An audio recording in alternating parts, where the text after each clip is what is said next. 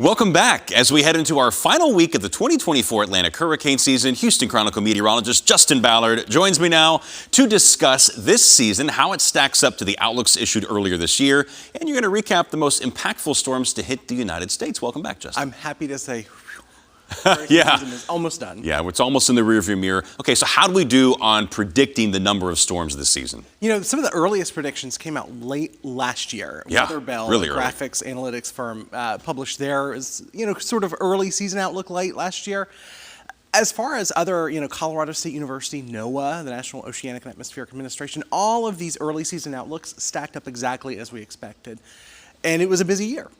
Yeah, absolutely. And we have a graphic to kind of give you a comparison between what the outlook was back in May and where the actual numbers stacked up. And for the most part, named storms a little bit on the lower end of the spectrum, but that's why they give a range. Exactly. When they give that, it's like a 70% chance you're going to get in that range. Yeah, 17 to 25. Now, they kind of analyzed the August outlook, but it was only one lower, so 17 to 24 was the August outlook. But the initial early season outlook, 17 to 25, 18 is the actual.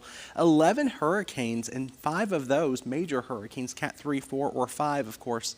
For us locally, we all know Beryl, but Beryl wasn't a major hurricane when it moved through here. Not here, although it had a major impact for sure. For sure. And there's 4 in particular that you really wanted to spotlight because these are billion-dollar disaster hurricanes. All 4 of them hit the Gulf Coast. Yeah, of course. Beryl in early July. We then had Debbie hit the Gulf Coast of Florida, then Milton, Helene first, rather, and then Milton. Obviously, all of those hurricanes were very impactful. Milton and Helene, I think, are probably going to be some of the most expensive of the season. Beryl, of course, coming in just a little below the damage caused or the number of damage dollars done by Helene. Okay, so just to recap, which hurricane this season is likely to end up being the most costly? Helene. Absolutely. And not so much because of what it did necessarily to Florida, right, but what it did farther inland. Exactly. So if you remember Helene, and I know you do, absolutely. But for those of you watching, if you remember Helene came in along the Big Bend of Florida, that's a fairly narrow area for it to come in, so it didn't have a whole lot of opportunity to affect the Sunshine State. But really, once it started getting into the Carolinas, that's when the damage was done. A lot of flooding, a lot of roads washed out. Obviously, all of that infrastructure, very expensive. Yeah. So replacing that is going to be costly.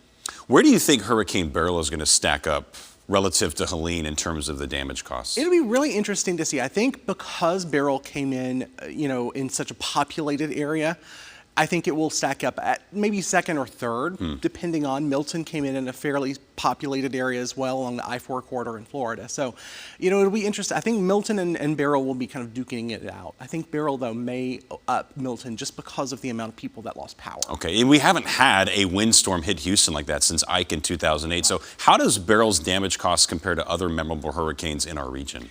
I mean, as far as other memorable hurricanes, it's up there. I mean, Ike was a little higher, though, because Ike was a Cat 2, borderline Cat 3. So there was a little bit more wind damage done with Hurricane Ike than with Hurricane Beryl.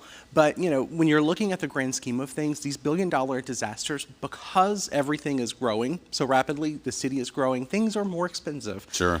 So all of these kind of factors kind of go into that billion-dollar total estimate. So far in 2024, there are $24 billion disasters. 4 of those, you're looking at them on your screen, caused by tropical There's cyclones. still, 5 or 6 weeks left in the year. Exactly. So who knows? And Harvey, of course, was the costliest hurricane. Even though we didn't get necessarily the hurricane part of that one, it was the extensive flood. I want to say it was $125 or $155 billion. I know that's a big range, but these estimates are a little complicated to pin down exactly. Yeah, now looking back at this hurricane season, what we just went through with Beryl, what's your one lesson Southeast Texans should take away from this hurricane season? I think it's to always, be prepared, to not just pay attention to that forecast cone.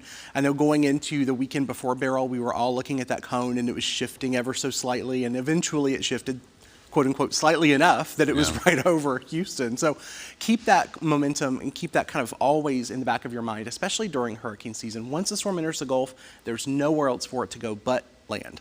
Right. Somewhere.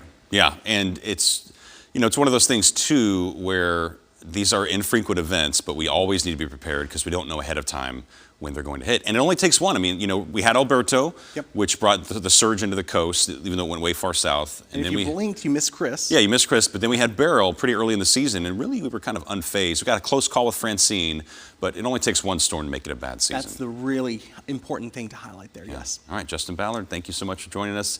And I guess we'll see you on Wednesday. Yes. Yeah, okay, well, we'll see you on Wednesday, and then we'll wish you a happy Thanksgiving. Thank you. All right.